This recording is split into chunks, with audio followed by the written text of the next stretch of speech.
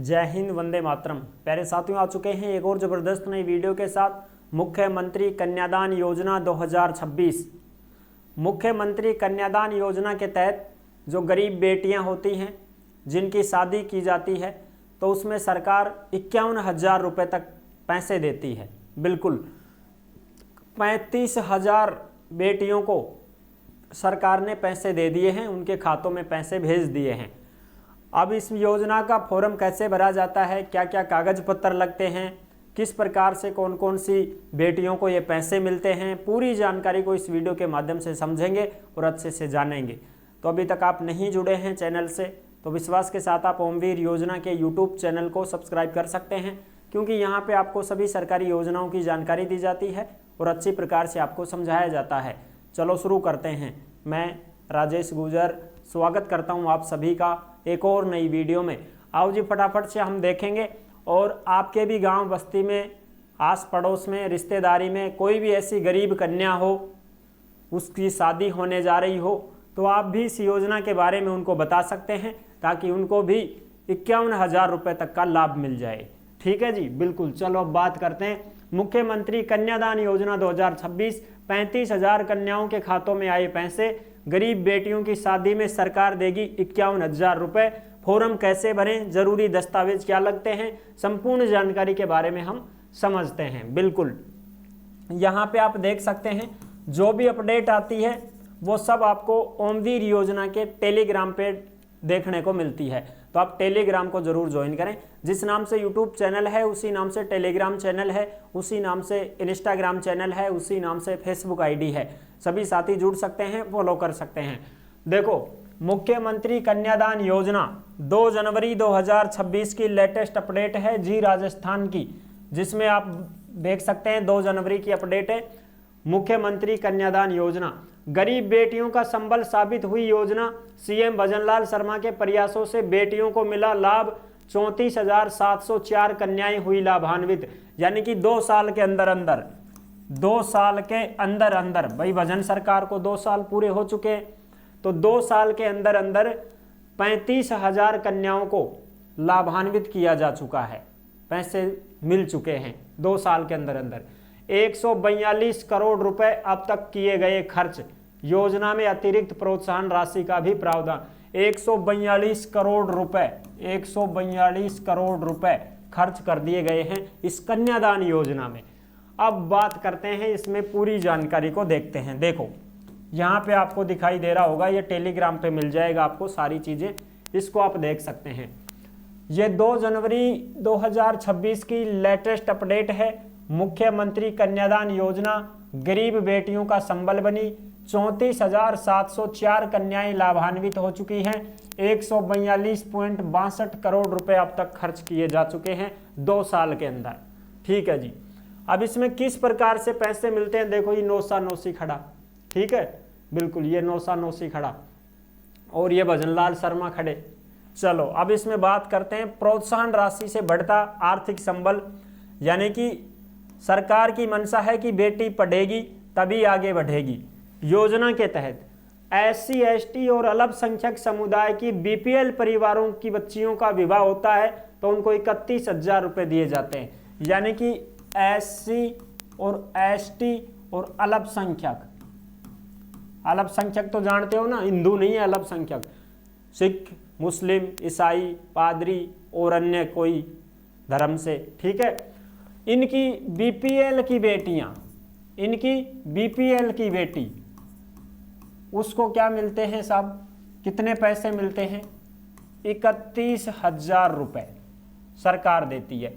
शादी करती हैं तो वो, ठीक है, 31, शादी खुद की जाति में ही करो चाहे कोई भी करो, ठीक है, बिल्कुल 31,000 रुपये तक सरकार उसको देती है। ठीक है, अनपढ़ हो, कम पढ़ी लिखी हो, 10वीं पास से कम पढ़ी लिखी हो तब तो 31।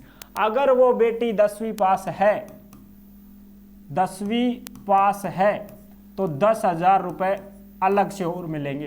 तो 31 में 10 प्लस और कर लो, कितने मिलेंगे? 41,000 रुपये। SC ST अल्पसंख्यक BPL परिवार की बेटी, बाकी जाति की बेटियां हैं उनको भी मिलेंगी, वो भी बताएंगे, समझो तो सही।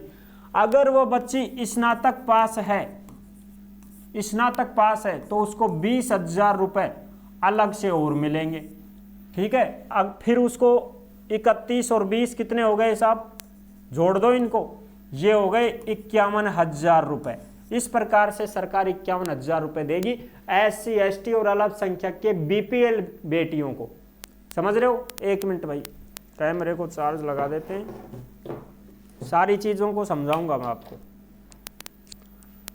ठीक है, ऐसे मिलते हैं 51,000 रुपये। अगर वो बेटी SC ST के अलावा दूसरी कास्ट की है, जैसे मानो कोई ऐसी बेटी है जो दूसरी कास्ट की है लेकिन वो जैसे वो OBC की है, जनरल की है या किसी दूसरी जाति की है, जैसे वो बेटी OBC की भी हो सकती है, जनरल की भी हो सकती है, EWS की भी हो सकती है, MBC की भी हो सकती है, गुजरों की बेटी भी हो सकती है। ठीक है, अदर कोई भी कास्ट की हो सकती है, अदर कोई भी कास्ट की हो सकती है, तो वो BPL में होनी चाहिए। किस में होनी चाहिए? BPL में होनी चाहिए। फिर उनको कितने रुपए मिलेंगे साहब? 31 की जगह उनको 21,000 रुपये मिलेंगे। फिर उनको 21,000 रुपये दिए जाते हैं, 21,000 रुपये।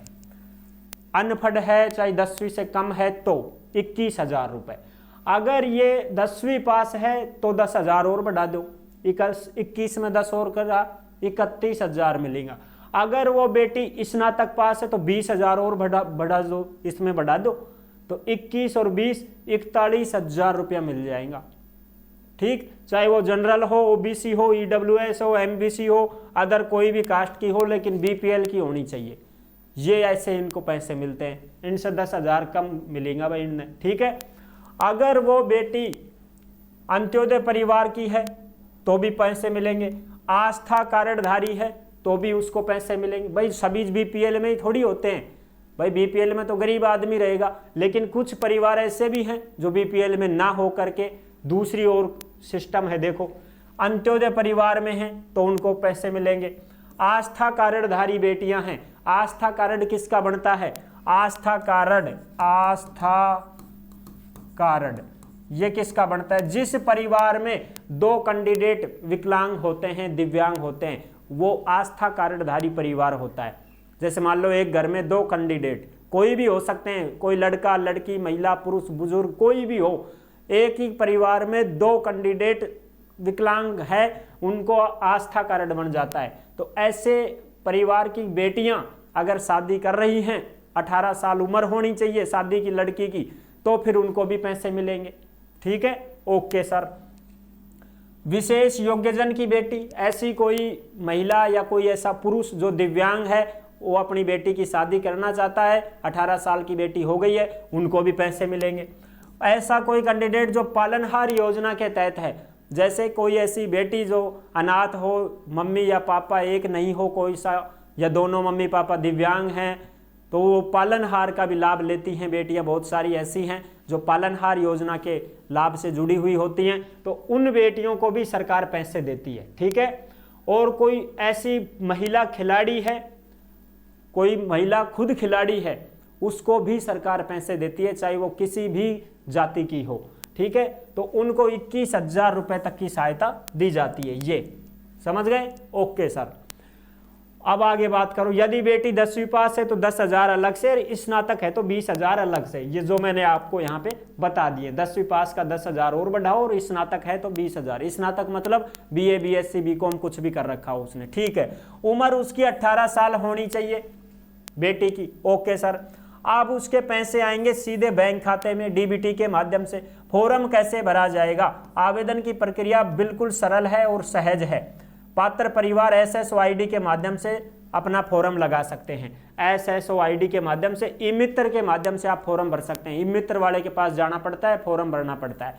ये फॉर्म कब भर सकते हो? जब आप शादी कर लो उसके बाद में। बेटी की शादी हो गई, हाँ साहब, विवाह से 1 वर्ष तक आप आवेदन कर सकते हैं। पहले तो केस हो कि 6 महीना की ही टाइम दी गई कि भाई 6 महीना के भीतर फार्म भरो, लेकिन अब इसको बढ़ा दिया है, अब 1 साल कर दिया कि 1 साल के अंदर अंदर कभी भी फॉर्म लगा दो। सबसे पहले उसकी शादी होगी, शादी होने के बाद में ऐसे फोटो खींचती है दूल्हा की दुल्हन की, ज्वाइंट में फोटो भी लगेगी उसमें, उनका विवाह पंजीयन बनेगा। डॉक्यूमेंट्स क्या क्या चाहिए देखो, अब मैं आपको बताऊं। जन आधार से सब कुछ अपडेट रहता है आजकल। जन आधार में उनको ज्वाइंट करना पड़ेगा, ससुराल पक्ष से जुड़ना पड़ेगा उसको। राशन कार्ड है तो राशन कार्ड में भी उसका नाम लिखवाना पड़ेगा, नई बहू का। आधार कार्ड है उसको भी अपडेट करवाना पड़ेगा, पहले पिता का नाम से था अब पति के नाम से बनेगा वो, ठीक है। जन आधार भी अपडेट होगा, ससुराल पक्ष में जुड़ना पड़ेगा बच्ची को। और जो विवाह पंजीयन है वो बनवाना पड़ेगा, मूल निवास, जाति प्रमाण पत्र ये चाहिए, दोनों की जॉइंट की फोटो चाहिए, उनका जो शादी का कार्ड है वो लगेगा, कब की शादी थी, ये सारे डॉक्यूमेंट्स तैयार होंगे। उसके बाद में उसका फॉर्म भरा जाएगा और फॉर्म भरने के बाद में फॉर्म अप्रूव होता है, वेरीफाई होता है और फिर जाके इनके पैसे जारी किए जाते हैं। और इनके बैंक की पासबुक भी लगेगी, ठीक है, बैंक के पासबुक लगेगी, उसमें ही फिर पैसे आएंगे और फिर आपके पैसे मिलेंगे। पैसे कितने मिलेंगे, इस प्रकार से मिलेंगे पैसे जो मैंने आपको बता दिया है, ठीक है। ओके जी, ये है पूरी जानकारी। आई होप आप अच्छे से समझ गए होंगे, सारी जानकारी क्लियर कर दी है। अब जो साथी ऐसे हैं जो भर्तियों की जानकारी पाना चाहते हैं तो भर्तियों के लिए आप ओमवीर रोजगार के यूट्यूब चैनल से जुड़ सकते हैं और यहाँ पे आपको सभी भर्तियों की जानकारी दी जाती है और अच्छी प्रकार से आपको समझाया जाता है। नेक्स्ट वीडियो में मिलेंगे, तब तक के लिए सभी प्यारे साथियों को जय हिंद, जय भारत।